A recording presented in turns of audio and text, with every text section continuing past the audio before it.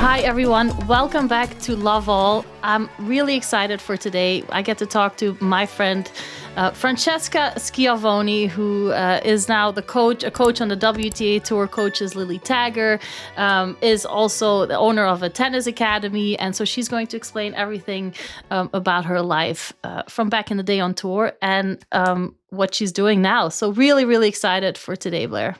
I am excited as well. And as someone who has already experienced this interview that you all are about to experience, I can tell you that as much laughing as there was during the actual interview that is aired, I can guarantee there was much more laughter and giggling prior to said interview. So just even seeing you guys interact was a lot of fun, and I think was a good window into what it was like for you in an era where there were fewer friendships on tour, right?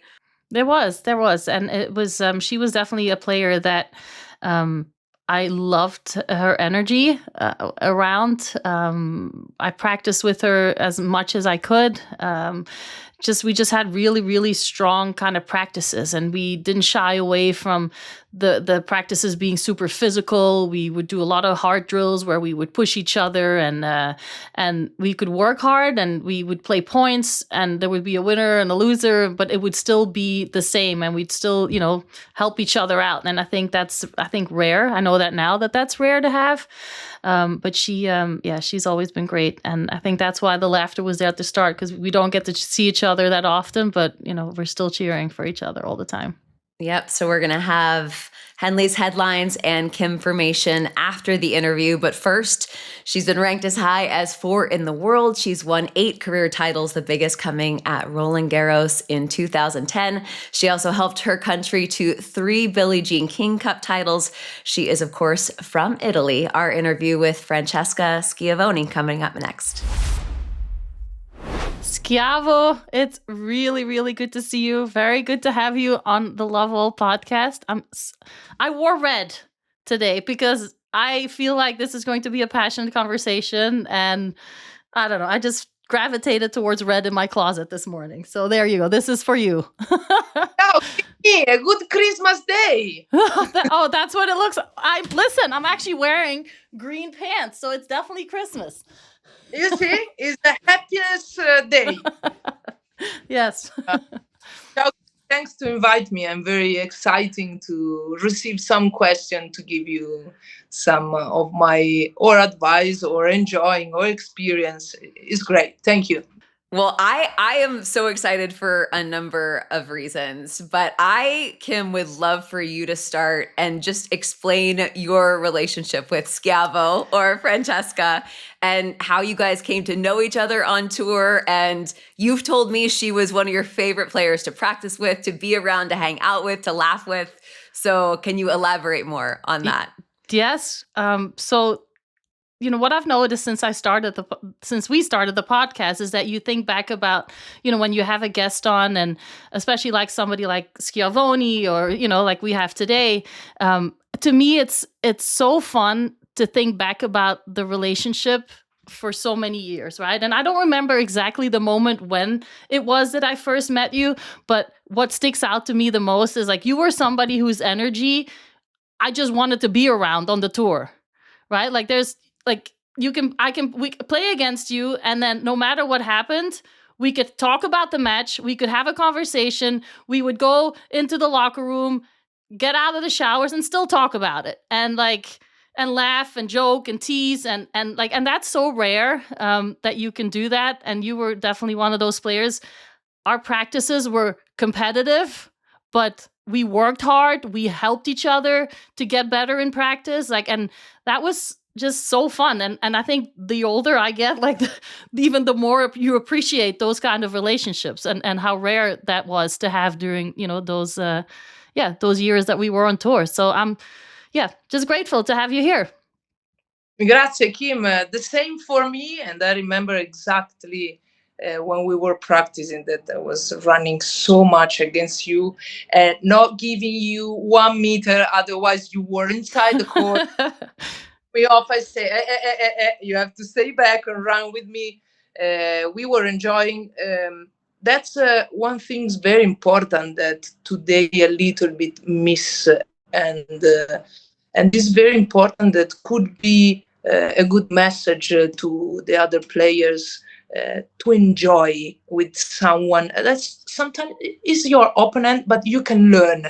With you, I was learning something all the time, and we could manage together some different emotion. Or no, Kim, what do you do when you are in this moment or in another moment? So it's very important to have a good relationship with the other girls in the tour.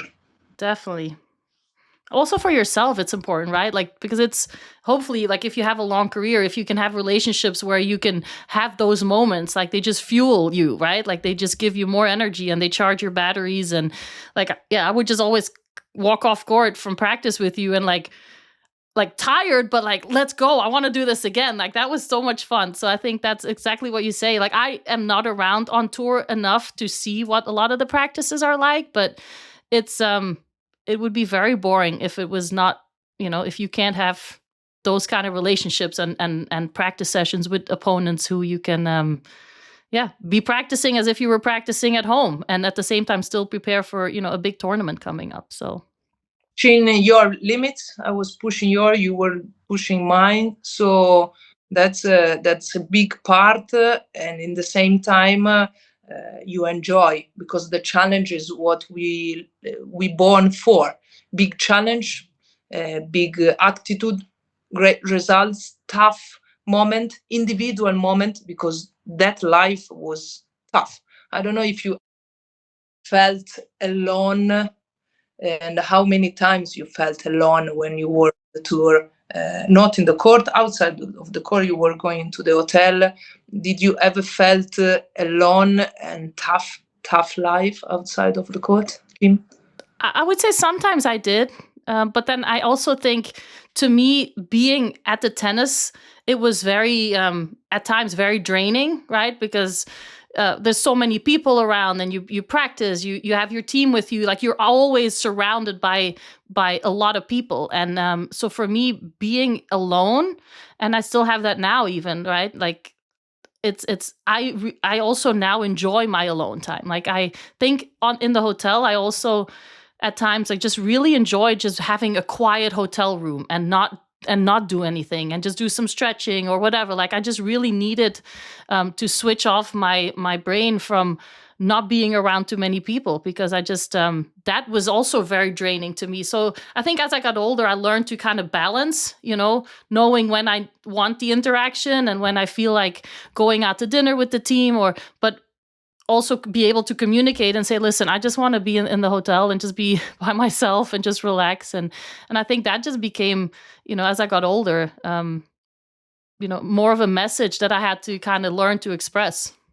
Yeah, I was a little bit different when I was very young, not empathic. I was hating everybody. I was coming from a family that was, okay, those are the rules, you have to respect, let's go, think about yourself and go forward. And then with the time, I could understand much more the good feeling to stay with the people, with the relationship, to find someone like Kim or other girls smart that you can speak with. So I did alone, a part of this career alone and individual, and then another part with communication and good relation. I think it is good to balance, to find always a good balance, to grow in the silence. That's what very tough now to teach to the young player, to stay quiet, to go to rest, to enjoy your time, like Kim was saying, just switch off. Echo. Now they run. The young players, the young people run a lot.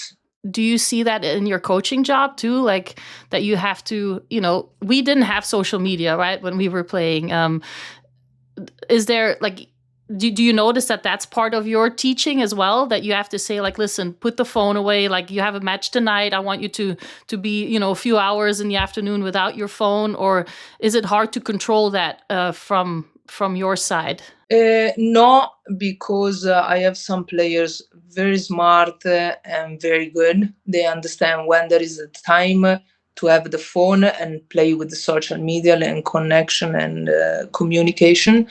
And but another part, they need input all the time. Organize something, going there, doing that one. No, meditation is part of this job. Is part of the life. Take your time, take a seat, and enjoy a moment that is now. Many of the players now are speaking about this, but it's true. Because someone say, "Are you crazy? You do yoga?" Yeah. I want to enjoy this moment. I am with you guys, and I'm happy, and I want to be concentrate now in this moment and enjoying. It's the same for the young, and this one costs a lot of them for them. Yes, cost, and we have to find a way to move there over there, not to be very rude with them, say, no, you have to do it this. No. I teach you what is this, what is to relax and take your time. And then in your way, you learn. Mm-hmm. That's another step very important Right. for young kids and young players. It's important that they have them identity and we work for them, around them, inside them, not my position inside them head. That's big difference. Yeah, I know we're going to come back to, we have many coaching questions for you, Francesca, but it's also, we're coming up on the 16th anniversary of you winning Roland Garros. Does it seem like that long ago? Oh, yes. Oh, was long ago, and was the dream came true, because when I was 18 years old, I went to my mental coach, and he was asking me for the first time, what is a mental coach? I don't know. He's a psychiatrist. What can he give me a pills? No, he just made me this question, and he asked me, what do you want to reach in your life on the tennis court? And I say, I want to win Roland Garros, and I want to become top 10 in the world. So in 2010, I reached it, the peak of my career. I made it, and I am very proud. And this one brings me a lot of belief in myself, a lot of power and energy and experience to be able today to be happy, healthy, and teaching something for others players. You know, you told us before that you were in the academy, right? So when did you, where is it, first of all? When did you start it? Explain me a little bit about the details. So 4 years ago, we started in Milano, and now we moved in Varese, that is just close to Malpensa. Is a fantastic experience, tough. My white hair run a lot. It's very but I can say that we, from zero, now we have 1,300 people that comes around the club. I'm building a club. I'm doing with other, we start in 4, now we are 17. I'm so proud. I go in emotion when I say, oh, wow, I did it. We did all together. Of course, I couldn't reach it without them. But I can say that we are ready for a different level, from kids 5 to 10, 10 to 12, 12 to 18, 18 full-time professional adults, how to approach any kind of different people and level. So I'm very happy, and I wanna more if I have the time to do it. What's the name of the academy? Schiavone Team Lab. Schiavone Team Lab. Okay, good. come. We have to, Blair. We have to go. I mean, sign me up, Kim. Yes. I need zero convincing. I will Francesca, be so on Blair the is a plane. good tennis player as well.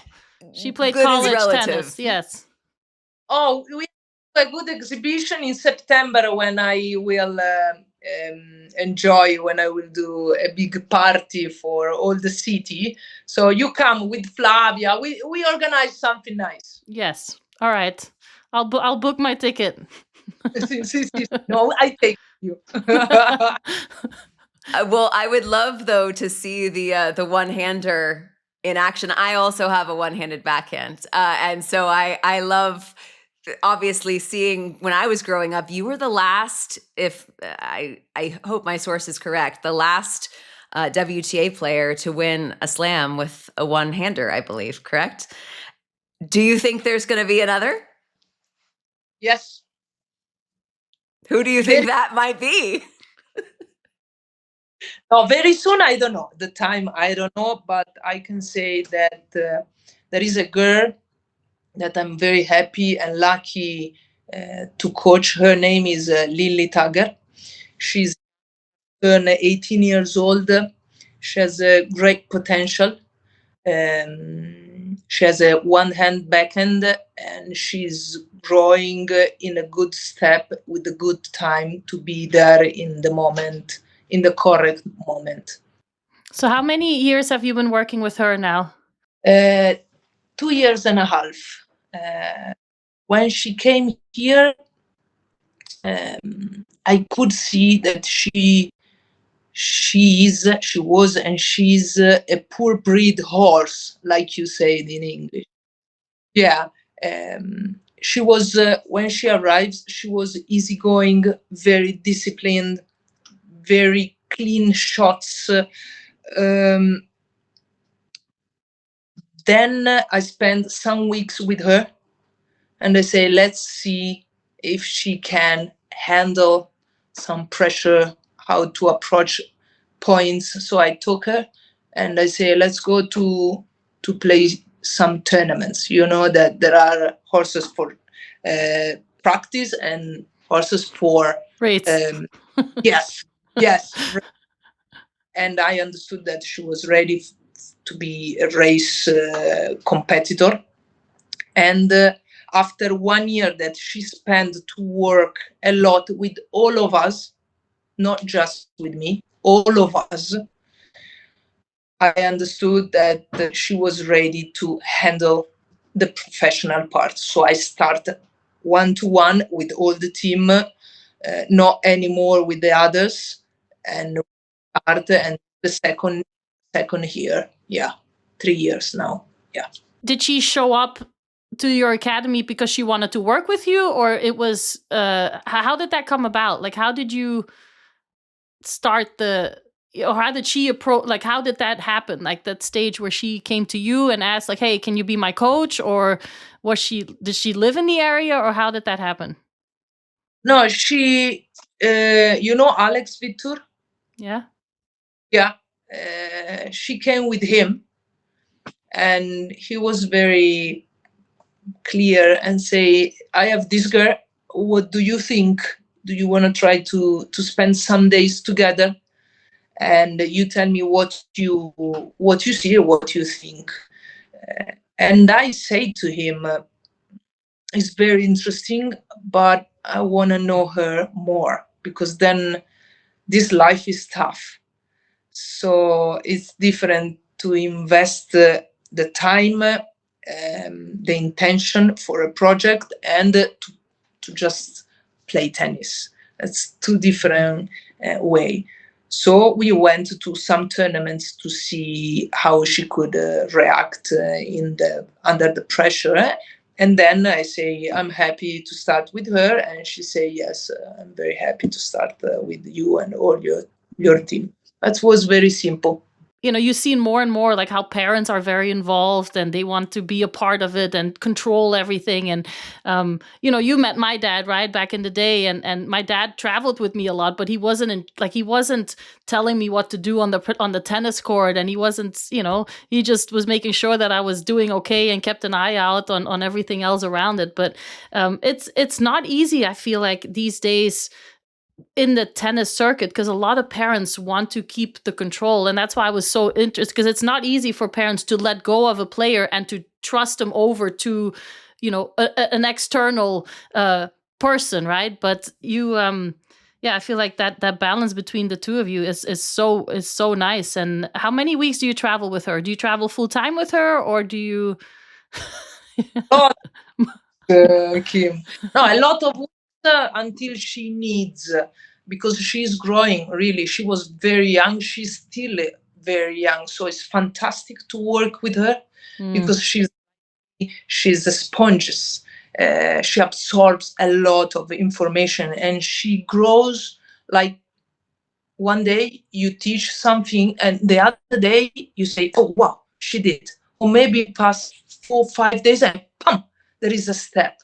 So that's a quality, special quality, mentally and physically, and who she is. And in the same time, from this point of view, I say, wow, the work is growing and I like it. And we put all this energy together and I can travel with her easily. And there is another coach with me that teach her in particularly the technical part that I'm a little bit back because I'm studying and I'm doing all that part, but he's very good. And we put together this figure, and she's doing good work, really. And what's your next tournament with her? 125K, San Malo, and then Roma qualification. Nice. A few years ago, when you started traveling more, like a former Grand Slam champion, a woman on the tour coaching. I think we don't have that many, right? We have Conchita, Lindsay Davenport coached with Madison Keys, and then is there more? I don't think Zanevska. there's. Yeah, Zanevska. Yeah. But there's not many female Grand Slam champions that are actually coaching, and so it's really, really nice to, there's nobody that understands what it takes, right? There's coaches, and you say that, like, we don't know what it's like to properly teach the technique and to how to explain that, but it takes the experience of knowing what it takes mentally, the ups and the downs to win a Grand Slam, and all the steps in between and the failures and pushing through. And it's I feel like you can only bring the message across if you've experienced it yourself. And so I'm really excited that you're doing this and that you're happy. I speak always, not often, with Lilli and say, we have to learn from everybody. You have to listen all the time what you want to take and what not. And we have to do selection, how to grow, what to do. So for sure, Kim, I will knock to your door. And I will open the door. Francesca, do you have a favorite career memory other than lifting the trophy at Roland Garros? Is there something that sticks out to you? Sì, I have a strange history. When I was playing with Sugiyama, do you remember, Kim? Yes. Can you imagine how much we run? Okay. We spent 4 days to finish a match, because we tried to go to the court 32 times for 4 days, running, raining, and then stop, and raining, and more. And at the end, I won 6-1 in the third, and in that moment, I felt that was a special day for me. And after 3 hours, I play against Capriati. I lost 6-2, 6-2 in the Where was this? US Open. But Oh. I have a good match. I'm not gonna lie, I did not see that story coming. I'm thinking like it's Fed Cup. I'm thinking, reaching the final at Roland Garros in 2011. Nope, Sugiyama.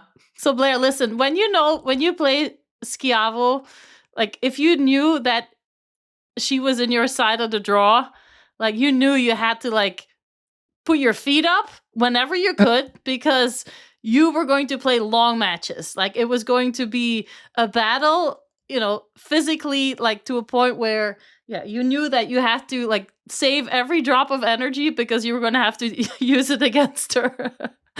So it's and what about the match against Kuznetsova? How long? That one was super long at the Australian Open too, right? See, 4 hours, 44 minutes. And you won that one. In that day, after that match, I become 4 in the world. Oh, incredible! 4 and 4, yeah. That match was incredible. It was tough. It was. I don't have exactly memories, but I know that I went over the limits physically. That when we finish, I say, I wanna play, shut up and play. You know what to do and go, keep going until the last point. And when we went to the net to shake the hands, she pushed me a little bit more, and I was going back. I say, hey, slow down, please. You are a double of me. But we enjoy so much that match. Yeah, longest women's singles match ever at a Grand Slam. History. Yeah. Francesca, in 2019, you which was a shock for me. You had a cancer battle. Like, how much did tennis and your lifestyle of tennis help you to fight through it? Like to come back and to put in the work and to fight through it. Like, explain a little bit to me how tennis has had an impact when in life you were struggling with your health. Kim, for sure, the discipline. When I went there and they say, Francesca, let's start a program you have to follow, for me was very tough, but I knew that one was the way. It's like tennis. When you start, you know what you are going to do and the direction that you have. Tennis is tough every day because you have to manage a different feeling, a different healthiness that there is not anymore. So you have to find some moments and some minutes or maybe some hours to enjoy the life in healthy part. Otherwise, to struggle with some not feeling good, some vomits, some tough days and nights. The muscle doesn't respond to your feedback. So we've been tough moment, but I can say that I found many people much stronger than me, much stronger. When I was going to the hospital, I say, hey, I have to help myself and help the others, but they were helping me much more than me of them to them.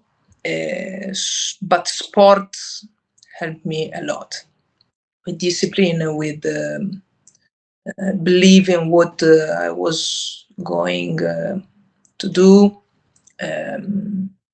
Yeah, tough, but I hope that the message is arrived. Everybody have to go in a direction that the doctor gives to you, and you have to be to do it. Also, sometimes when you are not connected and you say no, I don't do it, you have to do it anyway.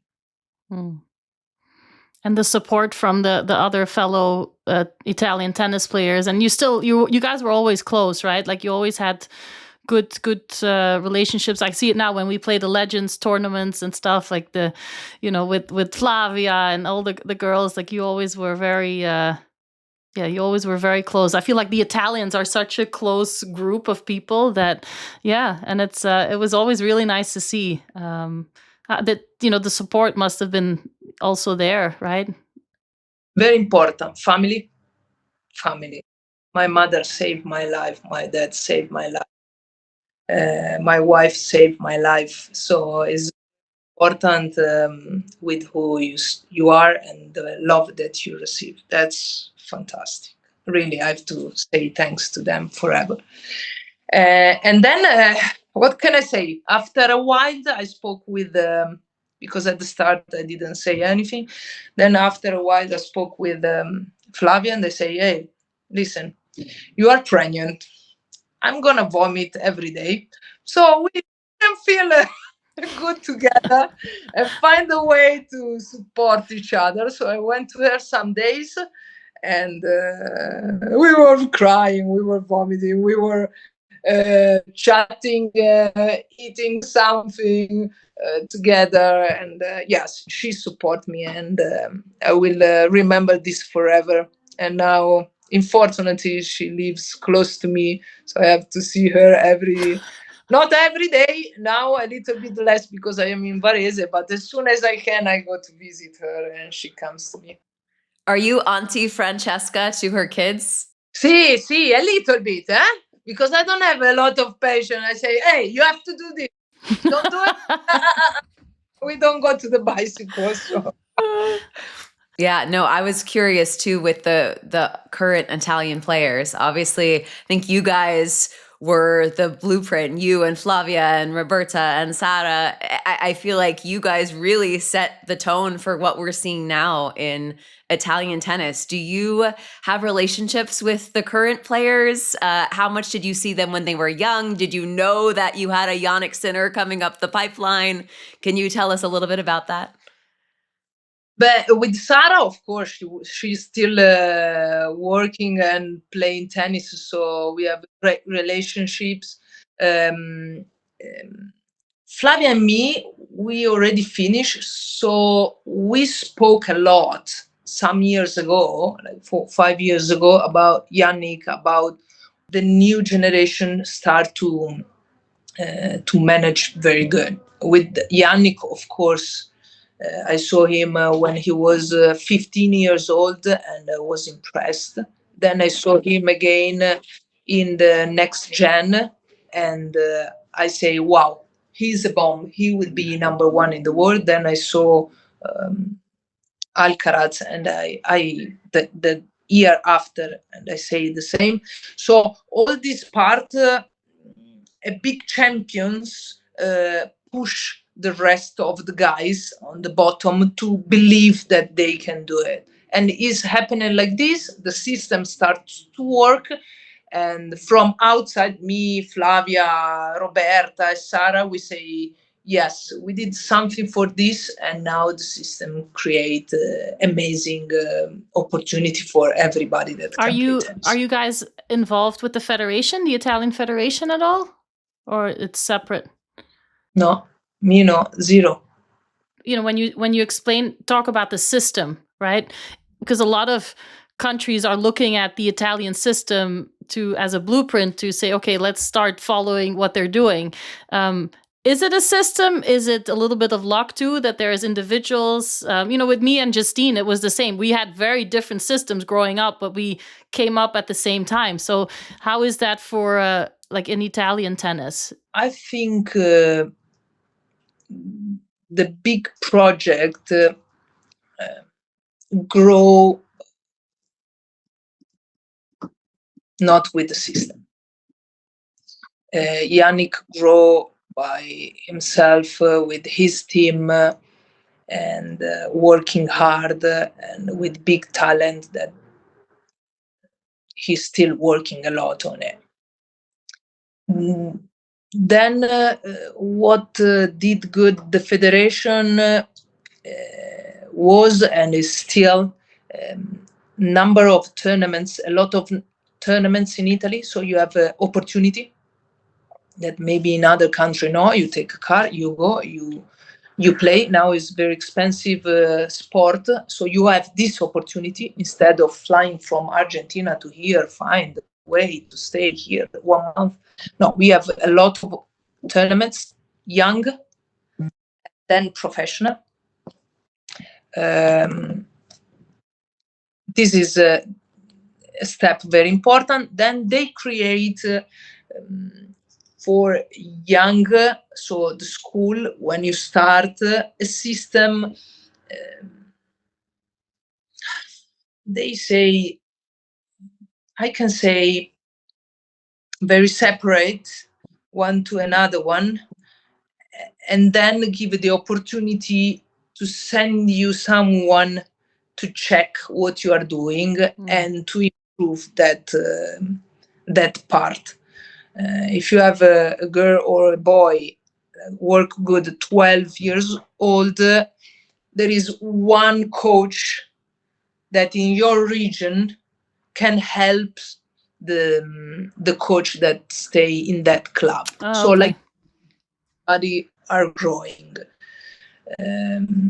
I'm not a great supporter about this because depends where is coming the help and the system.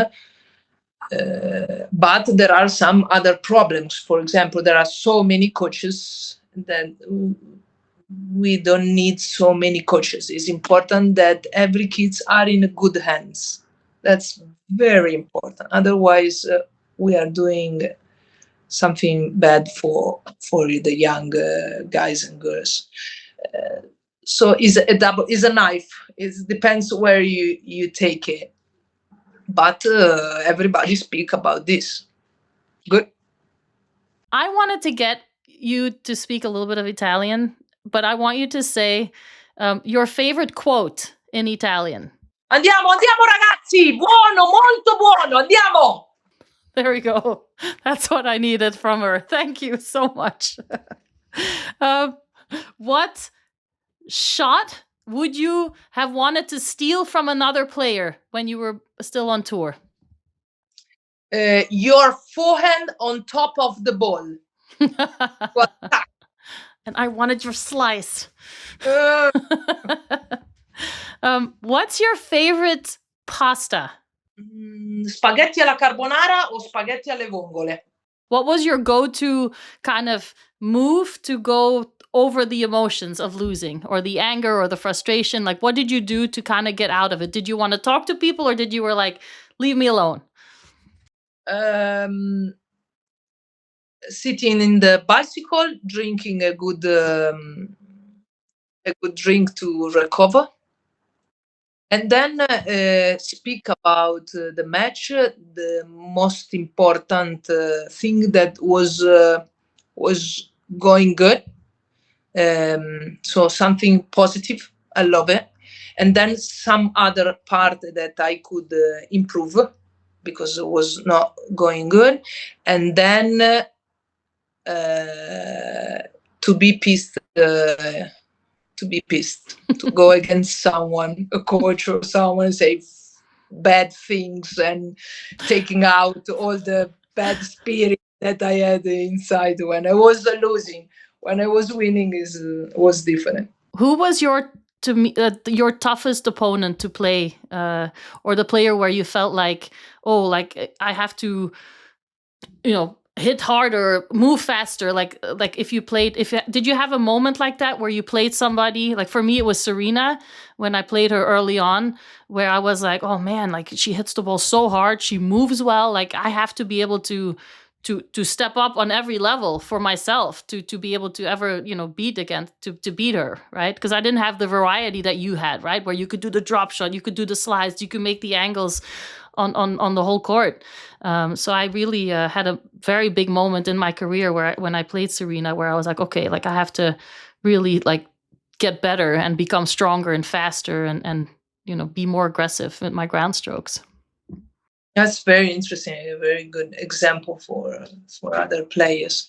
I think Venus, you, and Sharapova, because you were always on top of me, and I was not supporting that part. I was hating to feel under the pressure all the time, but was a correct tactic to play against me, and to find always a solution to go from defense to attack was not easy. Much better on clay, because clay, I could create time to attack you or to use the angle and use a different spin. Um, but you were the worst for me. Some Russian players with no head that was attacking with no reason. That kind of things I didn't like. But then, like you say, every time that you go out from the court, you learn something to be a little bit better the match after or against the same opponent. Well, Schiavo, thank you so much for taking your time. I feel like we can talk for a long time about all the other things than tennis too, but I really, really appreciate you coming on, and it was really nice to see you. And Grazie. Where do you come, Roland Garros? Are you coming? it's gonna be close. It's right when the kids have the exams in school, so it's always a tough time. But are you doing Wimbledon at all or no? I'm going with Lilli. Yeah. See. Okay, Sì, so sì. I'm gonna be there. Hopefully, I'm gonna be there later in the first week or maybe beginning of second week. So I hope I see you. Grazie. All right. Grazie. Thanks so much. Ciao. Bye. Take care. That was so much fun. And Kim, if you are reunited with Schiavo at Wimbledon, we need pictures, video, and a TikTok, please. And thank you. TikTok. The last maybe pushing it, but all the first two, yes, no problem. Okay, sounds good. I also don't think she's a TikToker, to be honest. It's fair. Okay. That's a fair point. All right, time for some Henley's headlines as we are about to start 2 weeks in Madrid, which I don't know that we've ever talked about the 2-week Masters, Kim. That's a conversation for another day. I would love to hear your uncensored thoughts on that. But we're coming off a week where there was a lot of action on both the men's and women's side. Marta Kostyuk defeated her countrywoman Veronika Podres in Rouen. It was the first All-Ukrainian final in WTA history, special for both of those players. Kostyuk's second title. Podres was playing in her very first WTA tour level event as a qualifier, reaches the final at just 19 years old. That was an incredible story. You liked her game, Kim. I did, very much so. I just loved, I guess when you're young and it's your first time, right? You feel that kind of free flowing ground strokes, but I just felt like her arm was nice and light. She was accelerating well through the ball. I think she was a good mover. She was able to show some variety out there with drop shot, with slices. But I think but Marta was just the overall better player, just a little bit more consistent, a better serve, was able to go for the winner a little bit faster.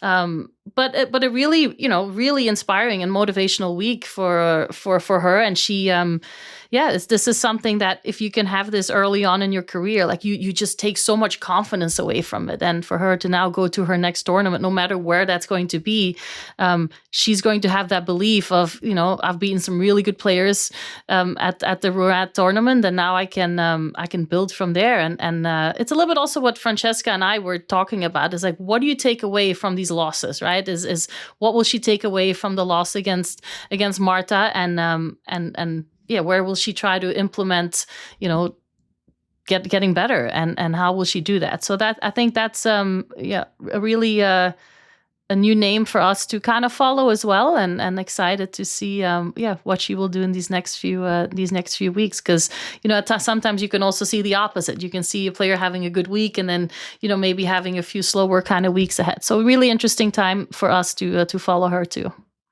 Elena Rybakina won her 13th title in Stuttgart, getting the better of Karolina Muchova in the final, won her second Porsche in 3 years.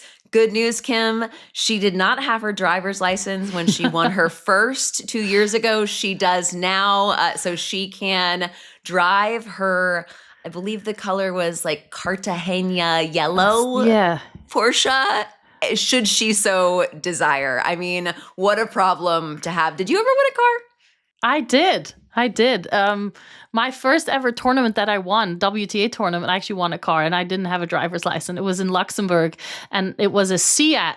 It was a Seat Ibiza. It was like this. Oh my gosh, I need to small, Google. Yeah, it was a smaller car, but it was like a very sporty, trendy car that people were, driving in Europe, and yeah, but usually, they have the winner drive it, like do a little tour, like a little circle on the court. But I obviously was not allowed to do that yet because it would have been too dangerous. Maybe with the license, it would have been dangerous anyway.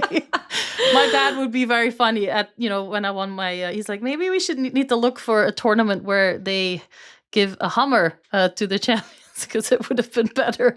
Safer for everybody involved. But, again, Rybakina, I never played in the Stuttgart tournament, so I never got to experience what that's like. But I went to visit there as a former player, and great venue. The food was incredible. Like the catering is really, really top level, and so the players, you feel that they're really putting everything into the tournament. So exciting for Rybakina to now, not just on the hard courts, but also a few weeks later already win her first title on clay as well.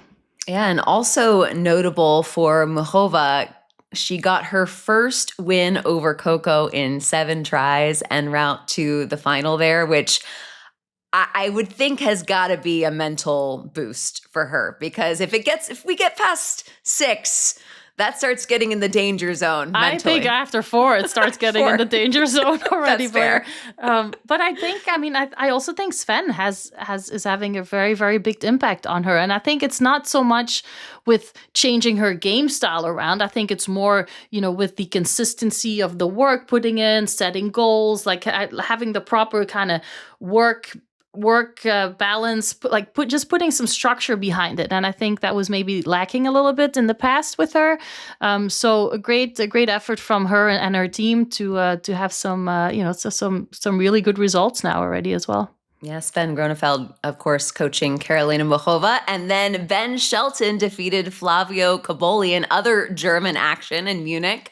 He became the first American man to win a title on clay above an ATP 250 since Andre Agassi won Rome in, drumroll, 2002. And so that's big for Ben. And I know it has been so much fun watching Brian Shelton, Ben's dad and coach, watching his mentality and the way that he's passed that on to Ben, and the way that Ben has bought in to the big picture mentality. His YouTube channel or his YouTube series is actually called The Long Game. And that is really how they've approached everything about his tennis. And there has been plenty of pressure and plenty of opinions from the outside being like, you should do it this way, you should do it that way. He should be hitting his big bomb serve every time. But watching him, it was funny, Gil Gross actually did a great breakdown of Ben Shelton's serve in Munich. He was actually going for the big bomb serve more often, but watching Ben play in Houston, I've never seen so much variety on a serve in my life. Not only is he mixing the kick, the slice, the hard, flat first serve, but he's also varying where he serves from on almost every serve. So he just is giving the opponent a different look every time, and nice to see it paying off for Ben.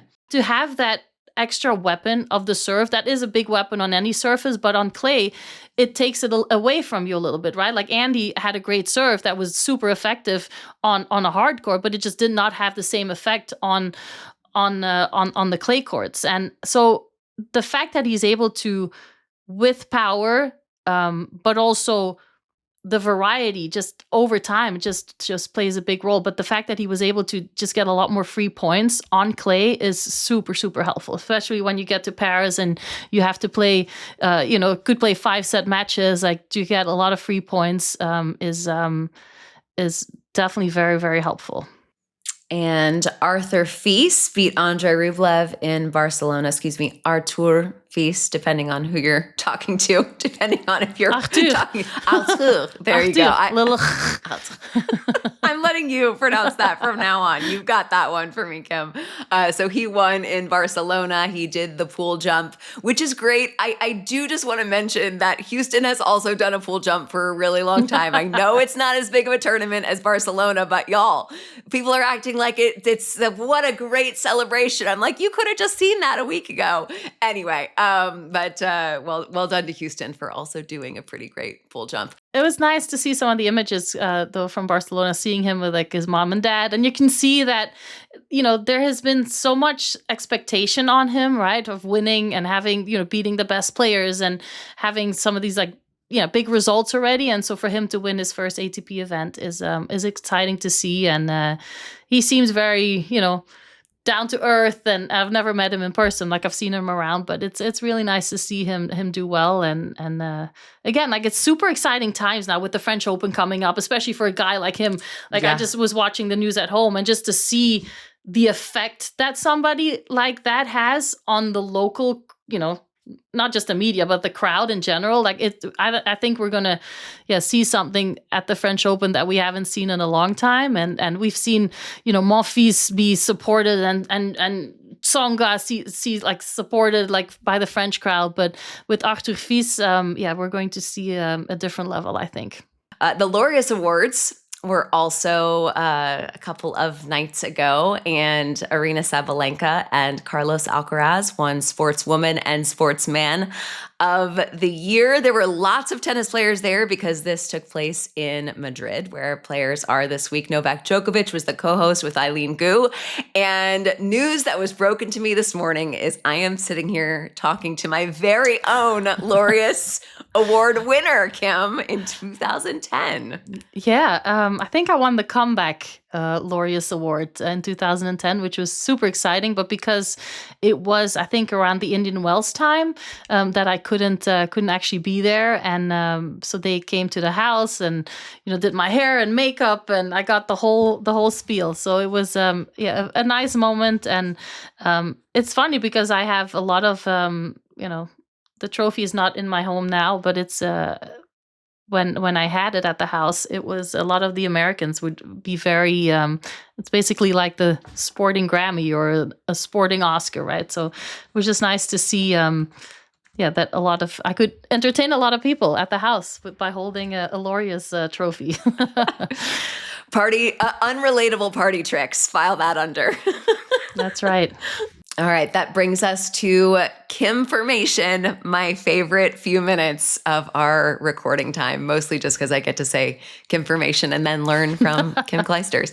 But Kim, we're going to keep it relatively short today. I want to talk about Elena Rybakina on clay, because I think most people who watch tennis casually, they envision a game style like Iga Swiatek or Rafa Nadal as the type of game that works well on clay. And then you see a player like Elena Rybakina, who's now won Stuttgart twice. Is her game just good enough to do well on any surface? Was she benefited by the fact that Stuttgart is indoors? Is there room for many game styles to be good on clay? I think all the above is true, but I do think the biggest factor or advantage that she has on any surface is the ability of her first and second shot being so deadly, right? Like she is able to, I think if I would have played her on clay or on any surface, my goal would have been to try to make her move as quickly as possible. I wouldn't try to hit 3 balls in the same corner of the court because I wanted to keep her on the run. But you have to be able to do that. When she hits the ball as deep and as flat as she does, it is really hard to, stay very low. And we've seen Sabalenka be able to do it, but it's really hard to do that point after point for, hours upon time. And I think even on clay, you can say, okay, I'm going to move back a little bit. I do think she's moving a little bit better as well. She's moved better on staying a little bit closer to her baseline and getting that wide forehand kind of on the run to hit that a little bit better. So I do see definitely that she's worked a lot on her stability, I feel like, when she's being pushed out into the tram lines. But it's just so hard. Like, you have so much pressure on you when you're playing against her because she serves so well. So you hardly get an opportunity to get break points, and then that automatically gives you a lot more pressure on your own service game. She's a great returner as well. So from the moment that she sees a second serve, she's going to step in and she's really going to blast a return into the corner. So you're starting to defend all the time. So it's, she's just doing those first two shots of the rally like really, really well. And at the end of the day, the surface at that point doesn't matter because you can't get to use the advantage of clay against her when she's playing at her best. I was just looking it up. She has reached the quarterfinals twice at Roland Garros. Would you consider her a favorite for the title? Yes. Yep. You heard it here. I love that. All right. Who would you think is the number one? Sabalenka? Oh gosh. Do you put Coco in there? Yes. Those three? Yes, I put Coco in there. Yeah. So who you? Well, I think we just listed four, right? And I put Iga in there, no matter. No matter what. Gosh, who knows? I love it though. Me too. It's so fun. I love that we have no idea. And I like even talking to Francesca today, like she's a kind of player that if she didn't have the hardest shots, right? But if there's a player developing today or a junior, like if you can have the power, but at the same time still develop your net game, like and get the slice and the drop shot like under control. Like, I think the variety is going to have to be used to try and beat these hard hitters where you can compete with them at a level when, strength-wise and power-wise, but still be able to throw some slices in there. Because you see Sabalenka do it when she's playing against Rybakina, right? Like on hardcourt, a drop shot, a slice here and there, just to try and break the rhythm up a little bit and just to try to get into their head of like, ooh, do I step in? Do I, stay a little bit further back?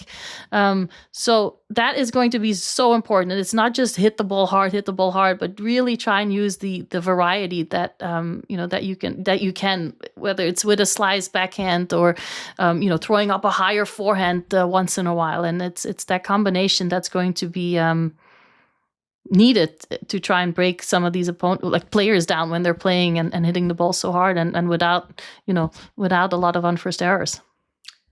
Man, that was a great confirmation today. I loved that breakdown. What a way to tie things in a nice little bow for us today, Kim. This has been such a fun episode. And for those who love our recommendations, and I know there are at least 3 of you, we will get back to those eventually. I have one sitting right next to me. Do we have? Oh, I don't know if we have time. Do we have time? Can keep it till next week. Okay, we'll keep it to next week. Okay. We went a little long this week, but we're getting back to our regularly scheduled programming. Thanks to Kim, we've just had so many amazing guests that we have wanted to give them as much of our time as possible. But it's been fun hanging out with all of you. As usual, new episodes every Wednesday. Make sure to like and subscribe on YouTube, also on our Love All podcast YouTube. We'd appreciate a like and subscribe there as well. Make sure to follow us on all of our social channels at Love All Podcast. And hey, I'm just trying to talk him into TikTok number 2. One day it's going to happen. You're going to want to follow us now for all of that. We'll see you next time. Bye. See you next week.